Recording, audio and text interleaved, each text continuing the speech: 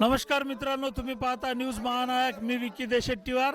आज आपण आहोत सार्वत्रिक निवडणूक, स्थानिक स्वराज्य संस्था सार्वत्रिक निवडणूक, नगर परिषद पांढरकोळा या इथे प्रचार सभेमध्ये आपण आहोत. दौरे म्हणजे वार्ड क्रमांक 4 या प्रभाग क्रमांक 4 या प्रभागामध्ये प्रचार करत आहेत भारतीय जनता पार्टीचे उमेदवार शक्ती चोतपेटीवार आणि घावळेताई. तर या आपण जसं बघत आहोत काय झालं, काय परिस्थिती आहे, आणि आपण उमेदवार शक्ती भैयाला विचारू काय तुमचे जाहीरनामा काय आहे. जाहीरनामा काही नाही. आमच्या काही वर्षापासून आमच्या जे प्रभाग 4 मध्ये अजून लोकांची खूप समस्या आहे. रोड नाही, नाले नाही, काही नाही. ह्याच्यावर आम्ही लढाई करणार आहोत. अजून 5 वर्षात जे काही यांच्यावर अन्याय झाला ते आम्ही यांची पूर्ण हे करणार आहोत. विषय म्हणजे पट्ट्याचा खूप मेन मुद्दा आहे. बच्चू कडू हे जे आलते याच्या पहिले प्रहारची तर त्यावेळी काय झालं तर बच्चू भाऊ म्हणे, अजून आपले जे अध्यक्ष मॅडम होते ते पण म्हणे की बा आम्ही तुमचे 6 ते 7 महिन्यात पट्ट्याचं हे करू. लोक देऊ. लोक इतकं म्हणजे मरमर केले त्यावेळी, कागद जमा करू तर कागदामध्ये बी खूप गलत्या काढले. काही लोक जर पैसे कमवून घेतले त्या कागदावर.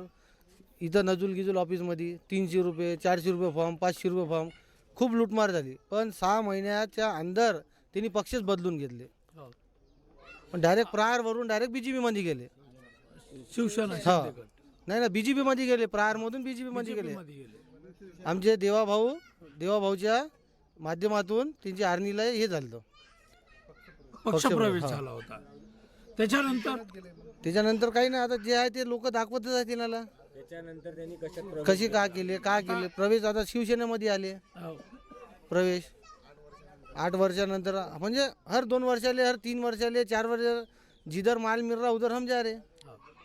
जिधर 5 वर्षामध्ये काय विकास केला त्यांनी? 5 वर्षात विकास त्यांचा नाही केले, फक्त लोकांचा केले. 5 नाही 7 वर्षात. 7 वर्ष जेव्हा प्रशासक बसून होतं ते 2 वर्षही त्यांनी सत्ता भोगली. प्रशासक बसून होतं हे मान्य आहे सगळ्याला. पण प्रशासन बसल्यावर यांनी नगर परिषद का नाही सोडले? विषय तो आहे ना. प्रशासन बसल्यावर यांनी नगर परिषद काऊन नाही सोडले? यांची बिलं काढली यांनी.